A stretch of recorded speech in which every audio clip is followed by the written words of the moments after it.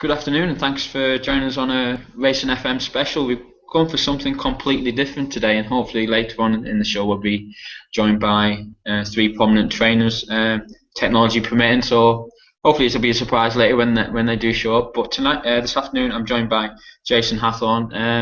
Jason, Hi, you're very data rich when it comes to analysing races and analysing trainer moves, which we're going to talk about today, which you've done extensive work on. But if you want to just give us a rundown of what your interest in racing is, and also a rundown of your blog, where if anyone wants to go to a little bit later to find out about a little bit more of your previous work, which they can easily do. Yes, yeah. Thanks for asking me on, Dan. As you know, because you're one of the few followers that I've got on Twitter, that I write on my blog 1more4and10.com from a data-driven perspective.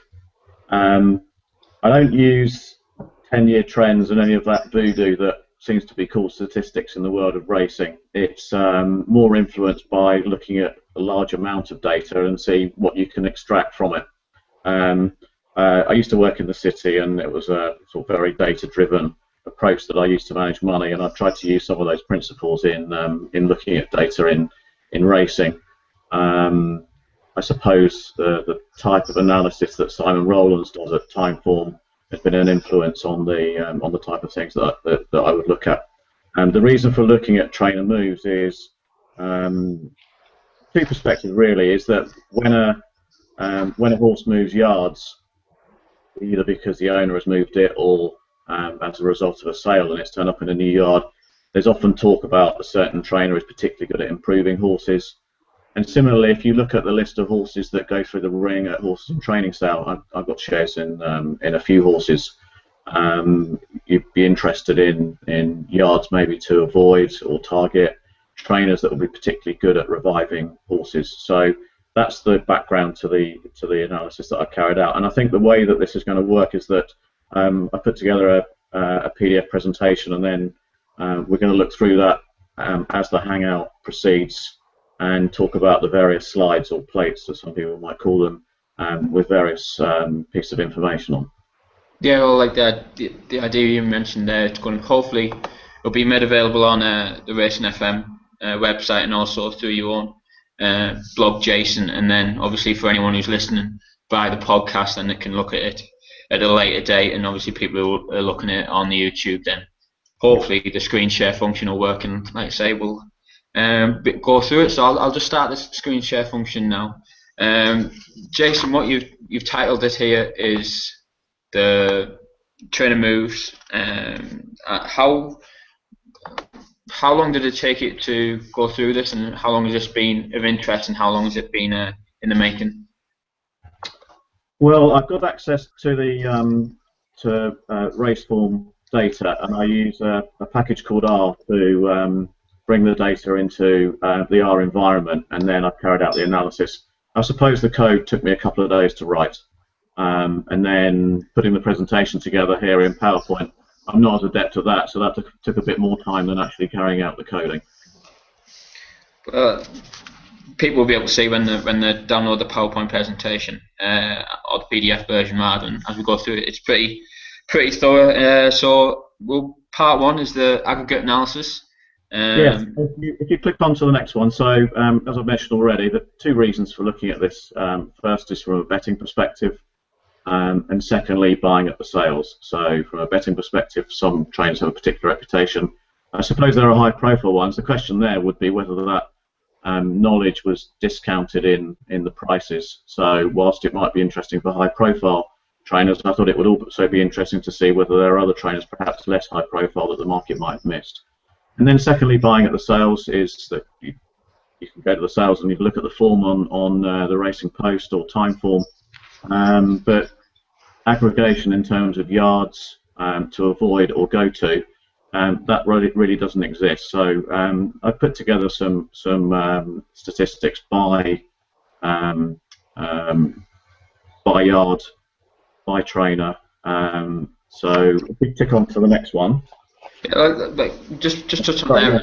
As a betting point of view, your mindset is pretty much equivalent as though the horse was your own, where you're thinking it could benefit from a trainer switch if he hides out of form, or even the placement of the horse might benefit for a trainer switch because they might be running over the wrong trip, and there might be pedigree orientated in relation to going a longer trip than it's patently shown on the race course. So from that point of view, it'd be interesting to see when we do get the trainers on later in the day, whether how much placement has an impact on this, rather than the actual just the trainer form initially. Yes, and it's, I suppose, if you look at some of the yards that are selling as well, some of the larger yards, they may have a policy which would be, if a horse hasn't received a rating of, let's say, I don't know, 85 by the end of its 3-year-old career, we'll send it to the sales. Well, that might be an interesting type of horse to target. Now, of course, everyone would know that would be the case and potentially be targeting them. But there are plenty of examples of horses that, what are you trying to do when you go to the sales? You're trying to buy something that's relatively unexposed, that you think has a good deal of improvement. There may be the existing trainer, for one reason or another, hasn't managed to extract out a full amount of ability from the horse. And as you say, the approach you might have at the horses in training sale and looking at to have a bet, they're similar, but clearly the commitment, if you're buying at the sales, is rather larger than if you're simply going to have a bet. Because, talk on to the next slide, and obviously you've got the two examples there, Andarigo with David O'Mara and Carrabba by Seamus Durack. So you can see that Andarigo ran 8 times for his previous trainer and hit a rating, and in the presentation I used Racing Post Ratings, hit a rating of 83. With David, his O'Mara has improved 17 pounds, his maximum rating is hit as 101. Well, that's a substantial improvement for a horse that had run 8 times, in my view. What do you think, Dan? Yeah, I think, without drilling down in a little bit further, but for go £17, you're looking at what, 2 or 3 classes of a race for it to go. It's not like you say, with having 8 runs. You look at Carrabba there, who's had 3. It's not like it's unexposed. It's probably ran over a couple of trips, so the trainer should have a very good, or the previous trainer would have had a very good idea of what it can and can't do. Which, when you move it to David O'Mara, you see there 34 runs, 4 wins, a max rating of 101 to get those 17, 18 pounds. It's obviously David O'Mara's got the knack, so it'll be interesting to see if you do turn up later today about how that's come about. And do you want to talk us through Seamus, Durack and Carrabba? Well, in the Carrabba space, it's a massive improvement, £28. If Seamus is on the call later, then hopefully he'll be able to go through what it was about Carrabba that he fixed or found the key to. But £28, if you go back to the chart that you showed, or go forward to the chart on plate 7, you can see there. You can see this is we're jumping around a bit, but this is the distribution of ratings for all the 6,000 horses. That if you look at the change in rating on the x-axis and number of horses that have hit that level of improvement on the y-axis, that more than £20 improvement, there aren't many horses that have hit that level of improvement. No, like you say, there isn't. And what we'll do is we'll just go back to. So you mentioned the data analysis section there. You've used 6,000 moves since 2010, restricted to GB and Ireland trainers, to GB and Ireland trainers. At least 3 ones for both old and new. Only the first and training moves considered, and as you say, there was Racing Post Ratings which had been used. Yeah, so this just sets up the data so that I've got a set of data that. The reason for just using GB and Ireland trainers to GB and Ireland is that there are some horses that are bought in France that appear in the database, but you don't have a full history. So what I wanted to do was to have a full history of horses relative to a full history of horses. 3 runs to both the old and the new trainer, and the reason for that is that I wanted to not be influenced by maybe 1 or 2 runs, and that would unfairly penalise the old trainer. So what I've done in terms of improvement is define 2 types of improvement. The first is absolute improvement. That is, the maximum RPR for the new trainer is higher than the maximum RPR achieved by the old trainer, and use all the runs for both the old and the new trainer. So in the case of Andriego earlier, 8 runs for the old trainer, 34 for the new. And then I've also defined revivers. There's a lot of talk about horses being sweetened up. So this would be that the new trainer achieves a higher Racing Post rating in his first 3 runs than the highest rating achieved in the last 3 runs for the old trainer. So this would encompass then horses that they don't hit the heights that they hit previously, but at least they're improving relative to how they've run in the last 3 runs for their old trainer. And after drilling down into all those data, you come with the observation that the average change is -£5 and the median change is -£4, all to new trainer. So yes, that's right. That's right. So in aggregate, horses don't improve for moving, and they deteriorate slightly. And I guess once you think about it, it makes sense, because there are plenty of savvy people involved in racing, both owners and trainers. So when a decision is made for a horse to be let go, it's difficult to imagine that unexposed improvers being let go is the intention of someone changing ownership or trainer. So on average, horses don't improve for a move. They're about between £4 and £5 worse. Absolute improvers about 34%, and revivers 37%. So the conclusion from looking at all these moves is that the majority of horses that move yards don't improve. Now, chance of improvement, it should actually be, say, 45% rather than 1 in 3. So make a mistake on the slide. But the chances of you improving in either absolute or revival terms is about 45%. Now, if you look at the chart, you can see there are plenty of horses that do improve in absolute terms. So it isn't a forlorn hope to think that you can spot them. What we'll do next is to drill down into the data in a bit more detail to have a look at the type of horses that tend to improve. So these are the questions that we can ask further. So what sort of relationship is there between the absolute improvers and revivers? Is there a difference if the owner stays the same? So if an owner decides to move yards for whatever reason, does that convey information? Is the extent to which the horse is exposed affect the result? And similarly, if you have a yard size, large, small, medium, moving to small, medium or large yard, does that have an effect? And also the last thing that I looked at is, does the ability of a horse have an effect? So there I used the maximum rating it achieved with its first trainer, and then looked at whether that had an effect on its ability to improve. So first one is obviously, what was the relationship between absolute improvers and revivers? Yeah, so what I've got here, so if you look at the chart, we've got we've got revivers on the left-hand side and absolute across the top. So the way to read this is that you can see the 55% number in the middle. 55% of horses don't improve or become revived regardless of the measure. 26% improve on both measures. They're both revived and improve in absolute terms. And then you've got an 11% and 8%. 19% improve on one measure. Either they improve or they get better, but it takes them more than 3 runs to get better. Mm-hmm. So it's slightly odds against that a horse will improve for a move.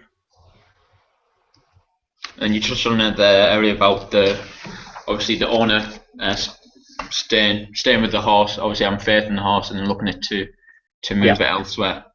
Yes, you can see on this chart that you've got the overlay. There's 2 distributions. The one in red is if the owner remains the same, and the one in blue is if both the owner and the trainer changes. So this is where an owner, for whatever reason, has lost faith with an existing trainer and decides to move the horse to a different yard.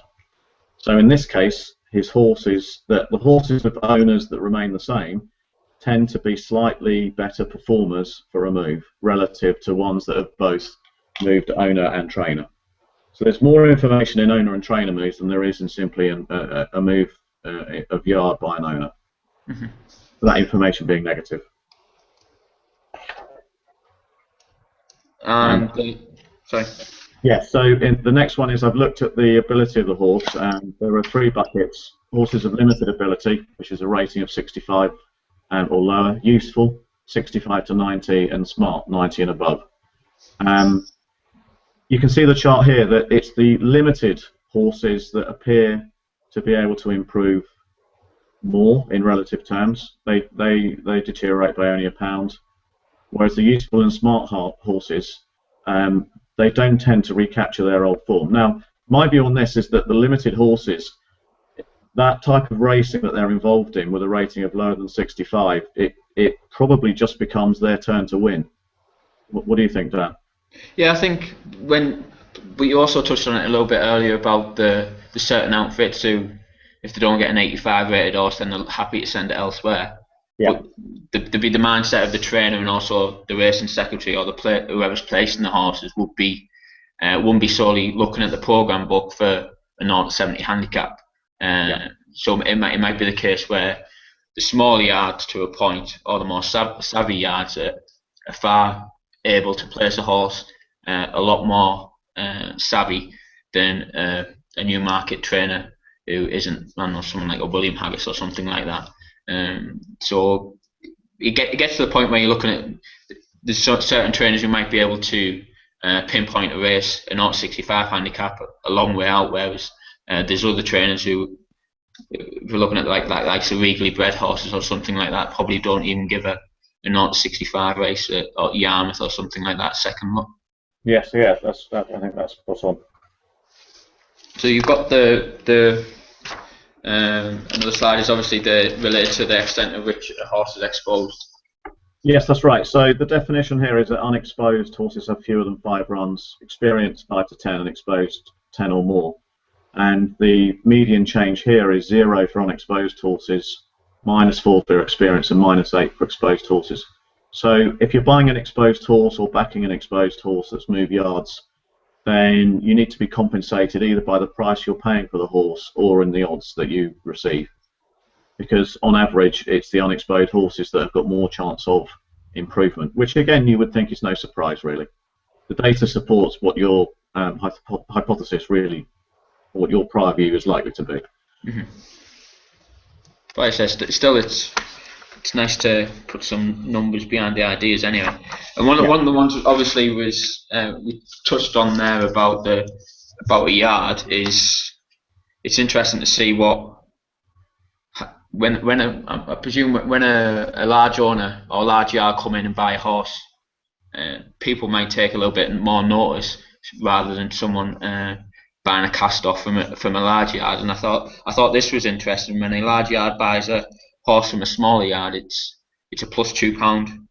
Yes, I think I agree with you. This was for me the most interesting result. So I've defined trainers as being large if they've got more than 75 horses, medium between 25 and 75, and small as fewer than 25, and then looked at what's the typical improvement for categories of move, old to new. And as you point out, going from a small yard to a large is a plus £2 improvement, whereas going from a large to a small is -8.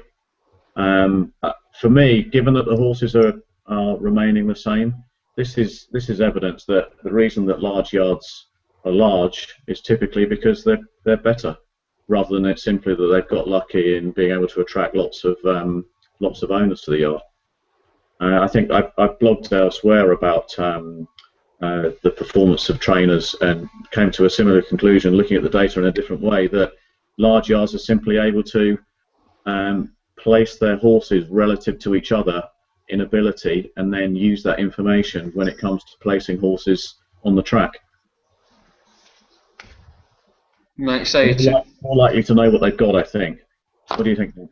Yeah, I think well, obviously you're going to see a lot more horses. You're going to have a lot more experience about the ability of said horse of a horse within the first couple of weeks. Once you're trying to do any work with it, and 9 times out of 10 a trainer's eye will probably be able to say that's a 0 to 80, that's a 0 to 70, barring it extenuating circumstances, being a 3-year-old improver for longer distances or something like that. Whereas I'm guessing a small yard don't have as much horses come through the door and not able to try things out to a point and just use experience on the job. It might also be that this isn't just a test of the trainer, though. It might, as you alluded to earlier, it might well be that the owner-trainer combination is the thing that has importance. So it's particular owners, stroke buyers that are targeting particular horses at the sales, and then identifying them together and then moving them. So maybe this isn't just about trainer ability; it's the ability of the owner plus trainer to identify horses that have the potential to improve, and then placing them in those larger yards. Well, every part two of the discussion is obviously the trainer analysis aspect, and everyone loves the tables. So, should we go on to the first of the two tables? Sure. Yes. So you can imagine that having all this data that you can then aggregate up by trainer. You can do it at the trainer level, and so on the left-hand side here is the top 6 improvers in absolute terms. So if we look at the top, we've got Mark Johnston and Carl Burke, 24 and 22 horses respectively. Now, if you remember that it was 55% of horses deteriorate, in the two trainers' case here, at 75% of the horses there and 68% have improved in absolute terms, and they've improved their horses by £8. Now, in the case, remember that the median was, I think it was -4 or -5. That's a £13 swing. That's pretty significant, I think. Dan, when you saw these names, were you, what was your reaction to them? I was very surprised about Roger Varian. There's the likes of Mark Johnston, obviously Michael Appleby at the moment is going through a hot streak, and I think he had a couple of winners earlier in the week. And David O'Mara, they're not really one which stick out like a sore thumb. But for me, I was surprised by Mark Johnston and Roger Varian. I wouldn't have earmarked them down as an improver or a reviver trainer either personally. What about yourself?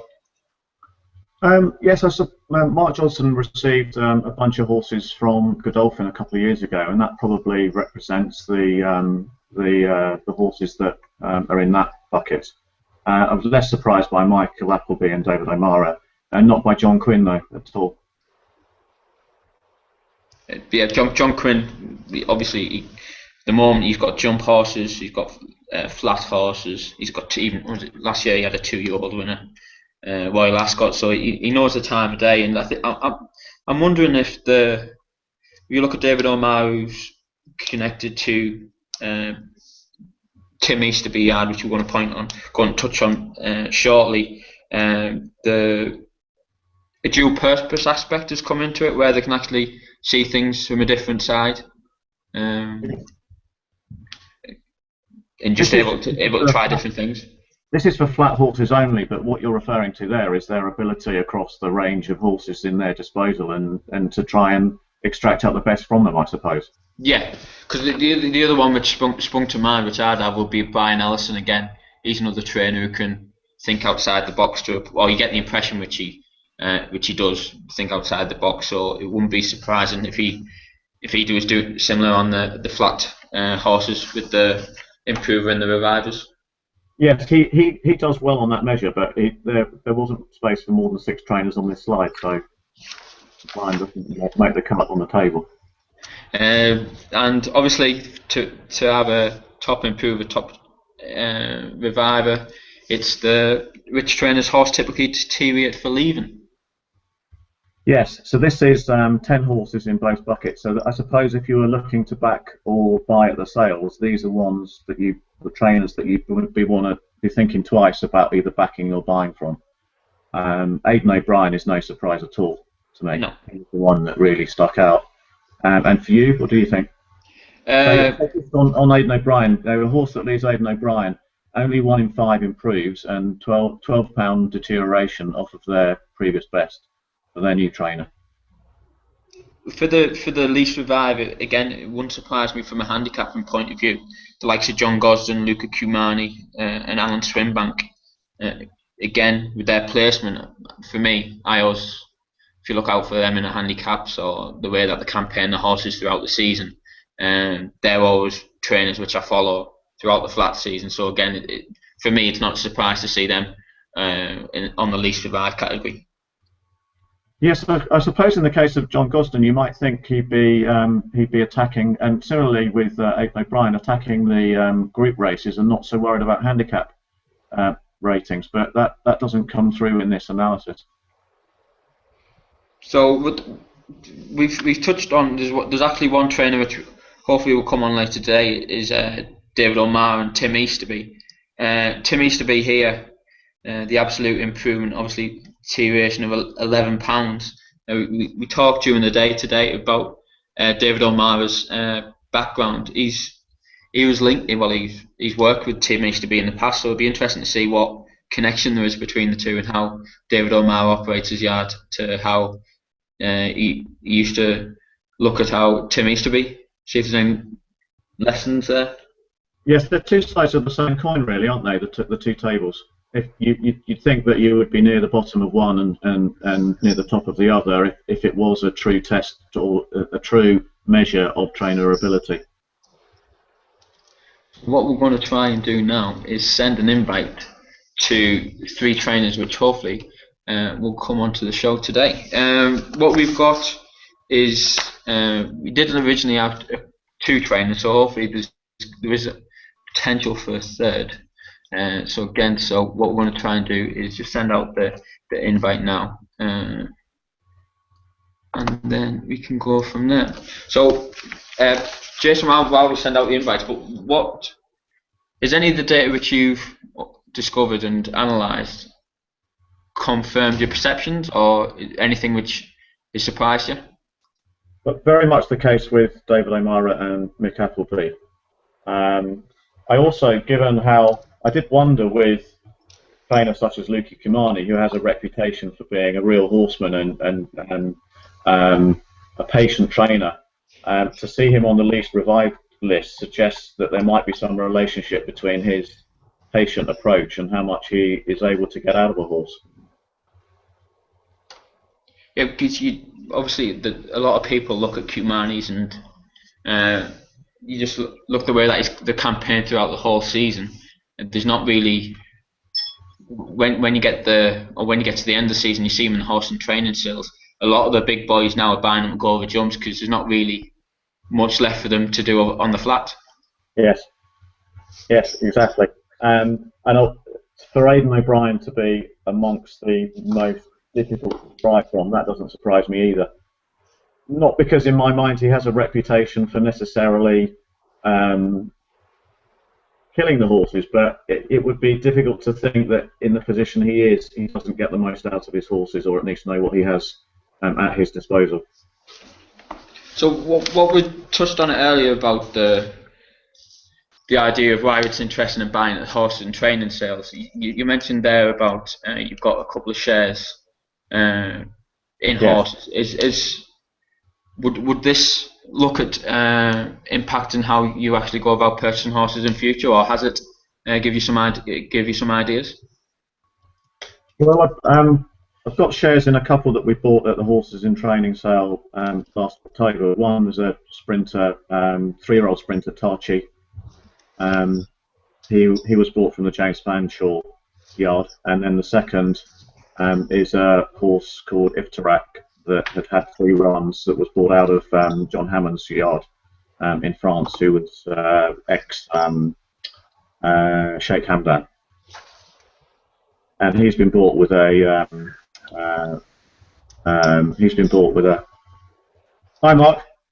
Hi, sorry I'm a little bit late. Struggled with getting in there. No, not at all. Mark Stanton, thanks a lot for taking time out this evening. What we've done is obviously we've run through the presentation about the trainer moves. I'm hoping you've had a chance to digest it a little bit sometime today. First of all, what did you make of the fact that you're seen as top of the list for absolute improvement and also 4th in the top revives? Does it come as such a surprise, or just the way that you go about things up there? To be honest, I can't say it's particularly a surprise in that I'd known for a long time, or felt for a long time, that we'd done very well in the past with horses that had come from elsewhere, and it's been a bit of a strange one really that I've specialised so much on yearling purchases and never gone to buy second-hand horses.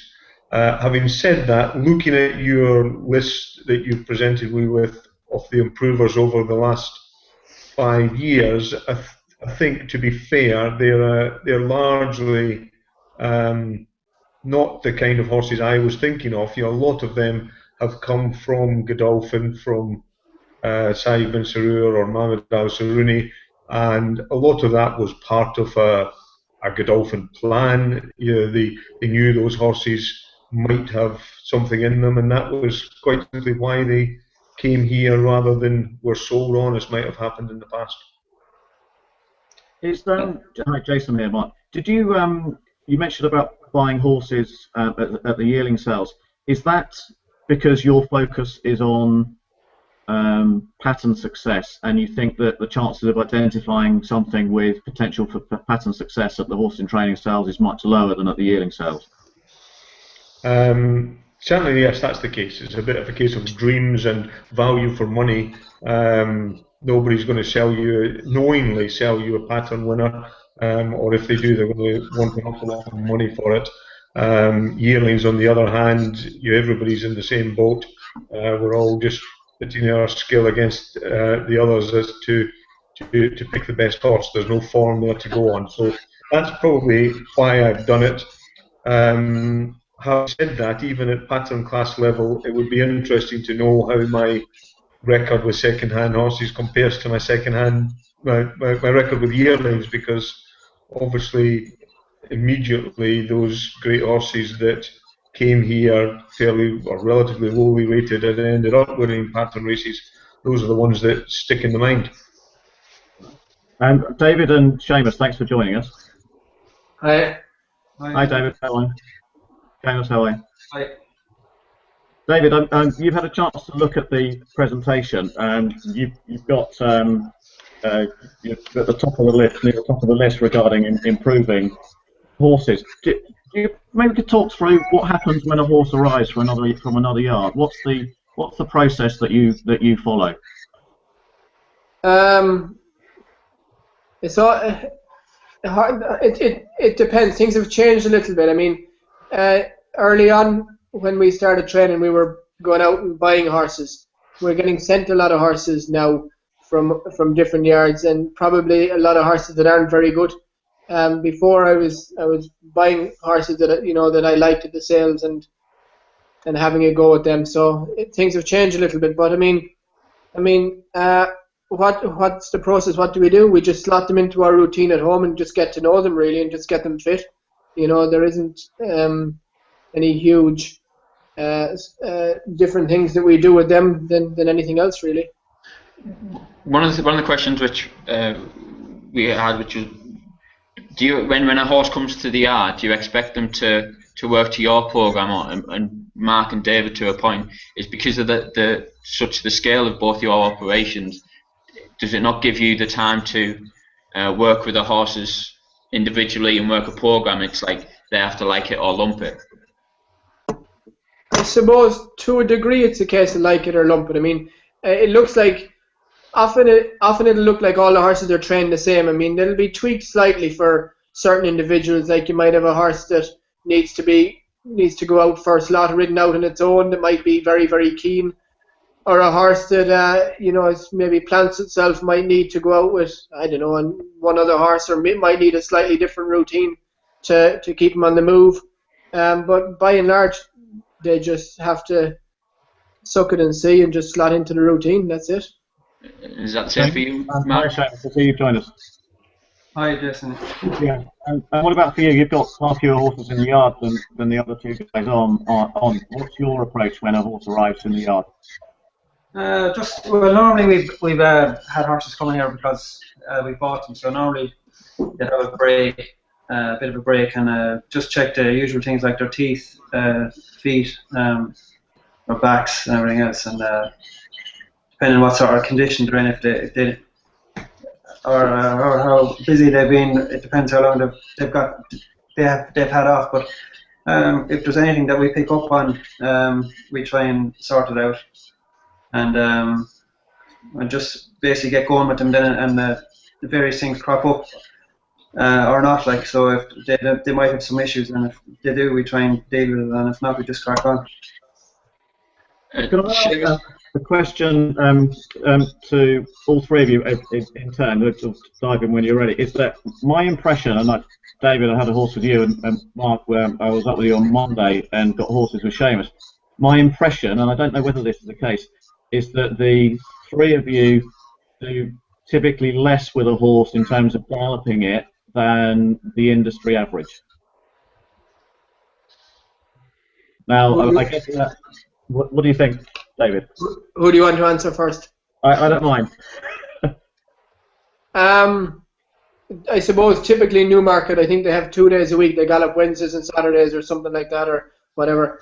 I would say in the north of England, like Richard Fahey's, Kevin Ryan's, and places like that I've seen and maybe written out in Easterby's, and I don't know whether Mark's is. I think Mark's is a bit the same. He'll clarify it, but I would say our day-to-day canters are a lot stronger than they are in Newmarket. You know, we go a lot quicker day-to-day and probably work them less. So there isn't your sort of all or nothing approach where they do their steady canters and then work twice a week. I think, you know, definitely Richard Fahey's and Kevin Ryan's and ours.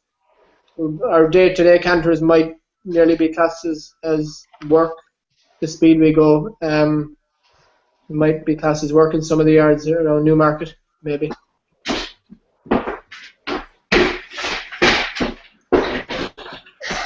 Mark?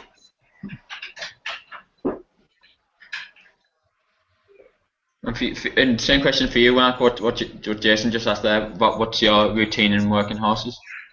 Well, I think that's very interesting what we just heard there.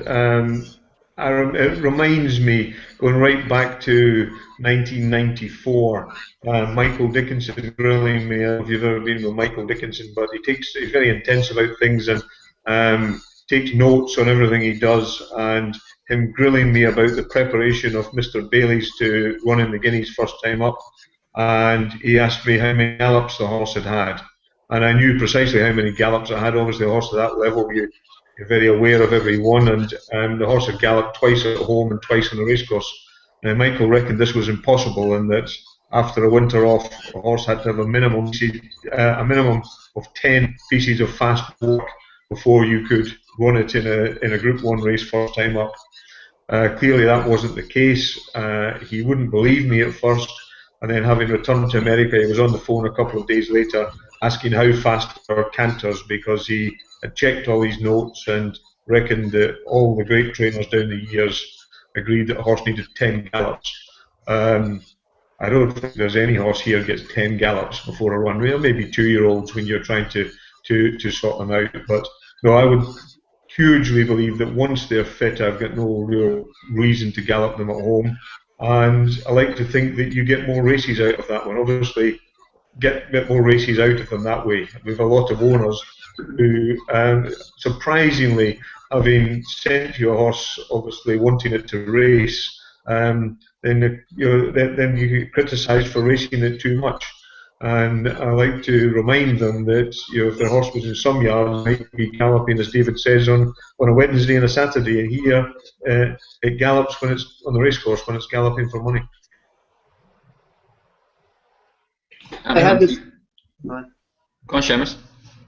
Yeah, I'd be similar enough. Like our canters are just nice canters really, and they seem to get fairly fit. They might take a few bits of work or a bit faster stuff just before they run, but by the time they get to that, they're normally quite fit anyway, and they're often, well, several times I've sent horses to races with just 1 or 2 gallops, and not really a gallop, but like a couple of faster bits, and they've gone and they've won. Like, so it's it just doesn't seem necessary really to gallop them that much.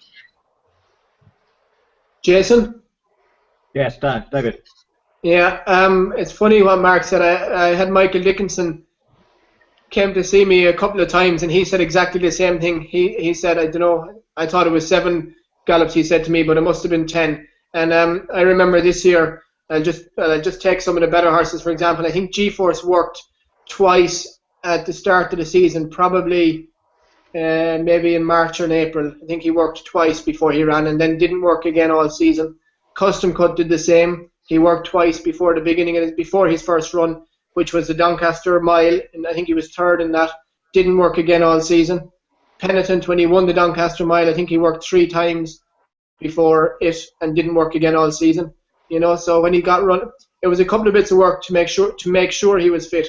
And once we knew he was fit, then he just ticked over doing good swinging canters every day.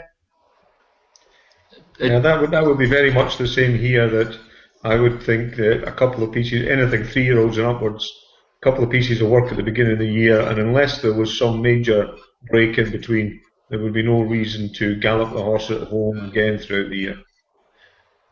Both Mark and David, obviously the size he had, I think it's 180 and 100 respectively. What's the how important is the staff behind you and it's so settled? Do they have how they come into the system? If they were, like, say for instance, if another stable staff came into your yard, would it be easy to pick up, or is it a long maturing process and you've got a long-standing team behind you?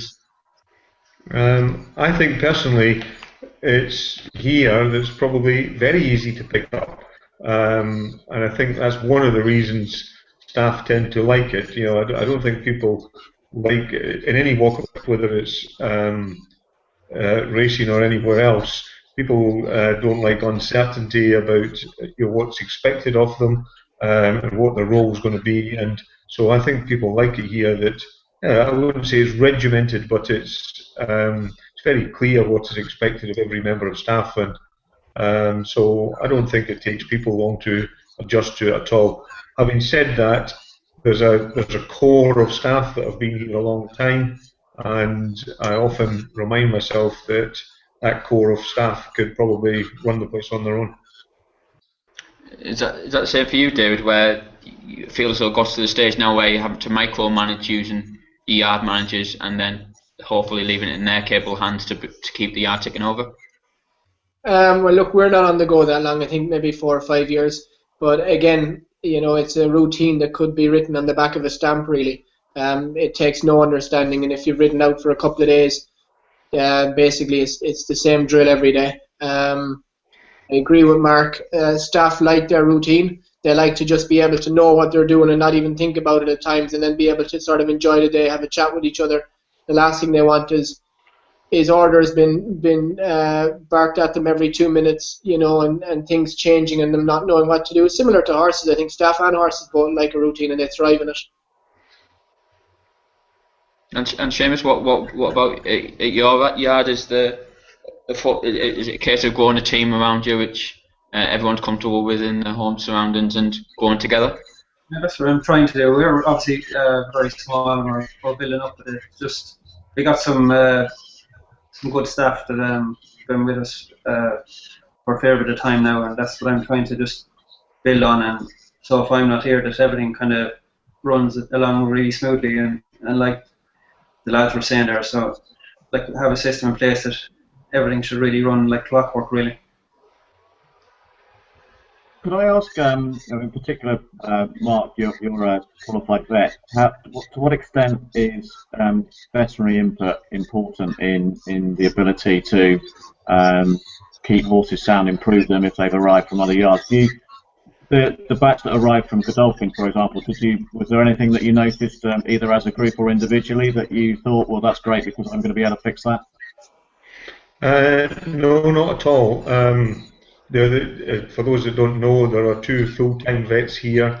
I'm probably fairly unique in that. Godolphin might actually be the only other yard in the country with 2 full-time vets working in it. That's really built from the time when I started, when I was doing the vet work myself, and so owners have come to expect the veterinary work to be inside as part of our in-house, as part of our pricing structure and so on, and so we have to have 2 in-house vets.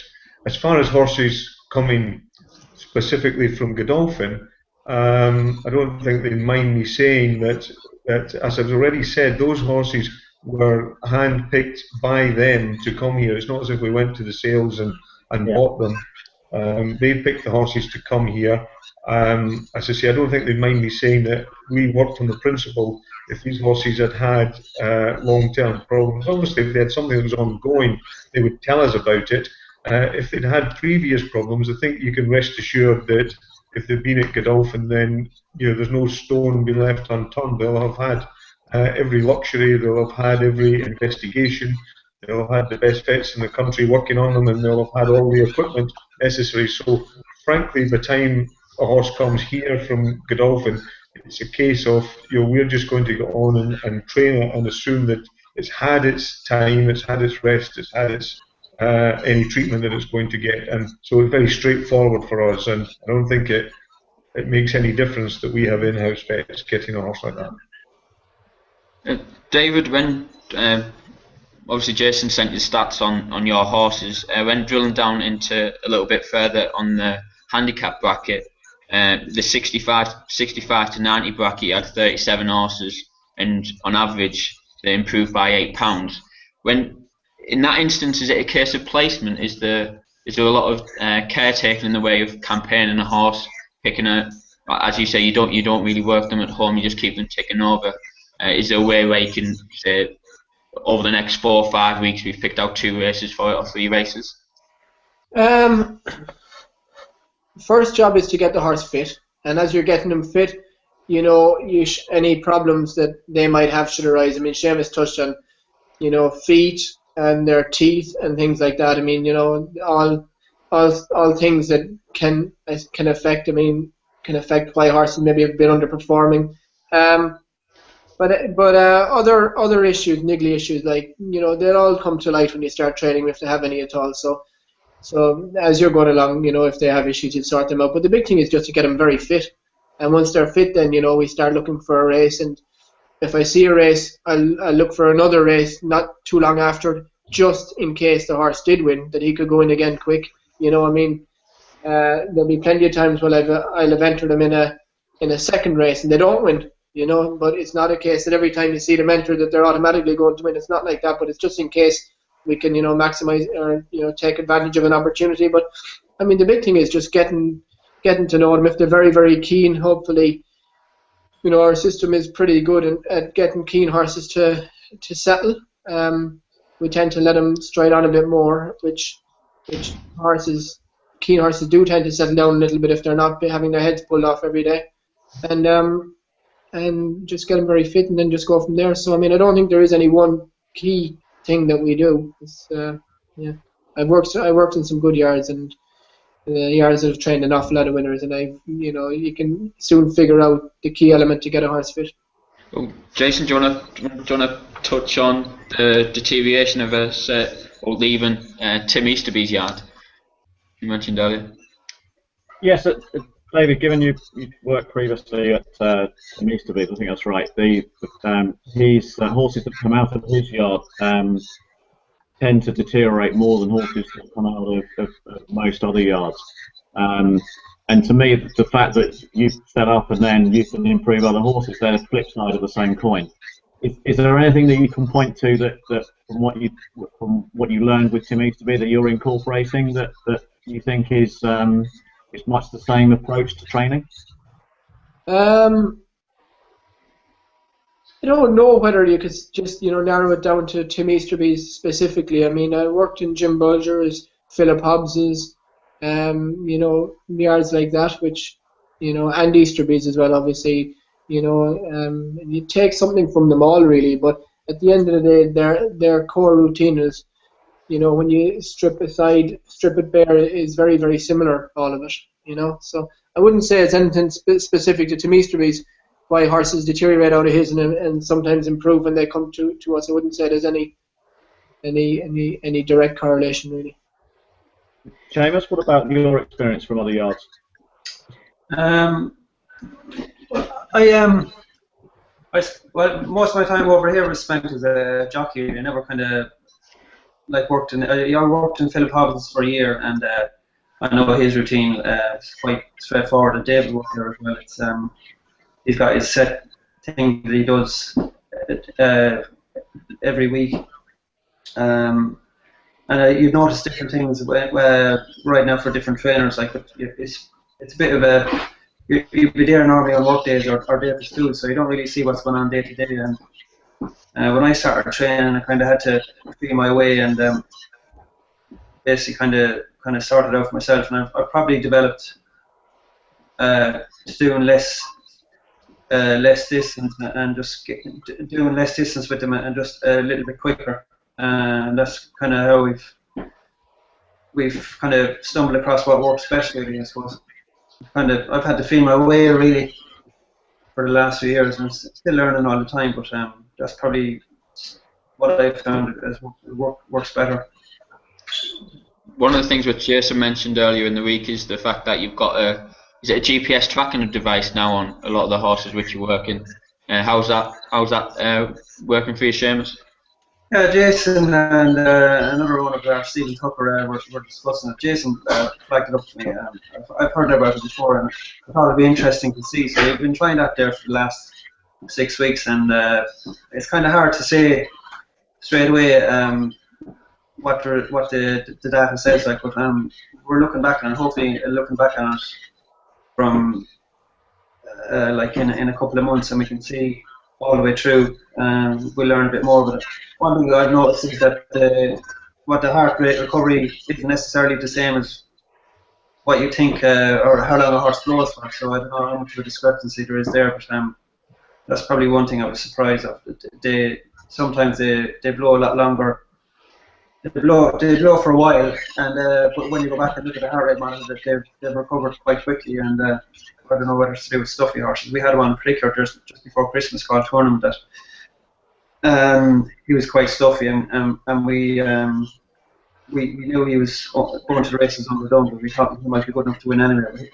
What was interesting about him is that his heart rate was really low all the time and never really went up very high, and he recovered very quickly on his heart rate. Whether that's just a sign of a good horse or not, I don't know. But it is interesting, and we're still learning about it. So, Mark, you've got a different, rather more negative opinion about the use of such of heart rate monitors. We were talking about it on Monday. Do you want to tell us what your view on that is? Well, I do worry that people are sort of looking for some magic potion to turn lead into gold. I don't think you're going to get the horses any fitter than you would have done otherwise, and I certainly don't think that there's any. This is going to enable you to make the horse run better than it's inherently capable of. I'm not saying I wouldn't find those things interesting, a little bit like we use weights as an objective measure of whether the horse has, had a hard race or not had a hard race. So I'm not knocking it entirely. We also have just the one GPS watch, and we switch it about between riders, just really so that I can check whether what I'm seeing with my eyes and what the watch says coincide. But I suppose I'm also somebody who's into gadgets, and we have plenty of gadgets here. Deirdre accuses me that every time I see a new one, I buy two instead of one. But at the same time, I want to keep things simple. And a little bit, David said something earlier. You get the horse fit, then you run it, and for the most part, it's going to keep running all season. Any gadgets for you, David, or in trainer's eye? No, none yet. Anyway, I must admit I'd be a bit of a skeptic when it comes to a lot of things. Be it reps coming into the yard trying to sell a powder for this, that, and the other. I just tend to have very little patience or time with them. But I mean, I had a morning out at Dubai recently with Mike DeCock, and he was telling me about his treadmills, and he thought they were a waste of time until he needed one for a horse that I don't know, was the horse either too free when he decided to jump off or plant himself the rest of the time. But anyway, he borrowed the treadmill, and the horse, borrowed it. He borrowed the use of the treadmill, and the horse ended up winning in Dubai duty free, and then he was a convert. So maybe I'd be a bit like that. Until I needed something, I might be a little bit skeptical. A very, very simple routine. I mean, we have very, very simple facilities, and they get fed nuts and a bit of haylage, and they get good strong canters every day, and we let nature look after the rest of it, really. All right, now I know, Mark, you've got a runner in a couple of minutes, so Dan, did you want to wrap up? Yeah, well, just one of the questions it's actually on Mark's website, obviously with the work which Jason's done on data analysis here. Mark, you've got statistics. Statistics are vital to any training yard, but it's easy to become baffled by a mass of facts and figures which leave the head spinning. Mark, is there any statistics which you look within the racing press, or are you just making sure that you're not on the cold trainer list? Well, I have to admit, there was that period during November and December. I was on the cold trainer list for quite a while, and it's not very nice to be there. I'm not entirely sure of the relevance of it. It's quite strange that, well, I was on the cold trainers list to say for almost 2 months, I think, or certainly more than a month, and was never on the out of form list, which seemed a bit strange. So, these things are obviously open to a bit of interpretation. Yeah, I do look at the statistics a lot. I was very interested to hear the other night some of the statistics, other things that Jason looks at, and I think a lot of it could be very useful. I am an avid reader of the Racing Post Trainers table, and I think one of the columns that I'm most focused on all the time is individual winners to individual runners. That's my personal target every year. Is that the same for you, Seamus? Do you set any targets to begin the season and see where it end up? I don't really. Well, we try and do our best with everything we have, really, and get as many winners as we can out of each horse. As far as setting targets, because we're building up all the time, we never really know it's not realistic for us to really set targets. We just try and do better and better every season. So I'll keep an eye on the statistics, but it wouldn't drive how we do anything. Like, I wouldn't not run a horse because I thought it might lower my strike rate or anything like that. We just kick on and run them when they're ready into the most suitable race and see what happens, really. And David, the same for you. Is it a case of continuous improvement throughout the yard and then see where that improvement takes you? Yeah, absolutely. I mean, look, you can't help but look at the statistics table, and everybody wants to do better than they did last year or whatnot. I mean, Philip Hobbs, again, like I refer back to him when I was there, he sort of, I remember him saying once that I think he had 100 boxes, and a good guide was that if he had 100 winners, a winner per box, so a winner per box will do us. I mean, we've about 100 boxes, so if I can get to 100 winners, I'd be happy, every year. It'll probably not happen plenty more years than enough, but the good thing about the cold trainers list is it takes about 40 or 50 runners to get on it and only one to get off it, so that's a good thing actually about it. Right, well, I think call it a day, chaps. David, Mark, Seamus, thanks for taking your time out this afternoon. I hope you found Jason's work and the analysis of the training moves interesting. And like I say, you're all up there, so obviously doing something right. Cheers, thanks. Thank you.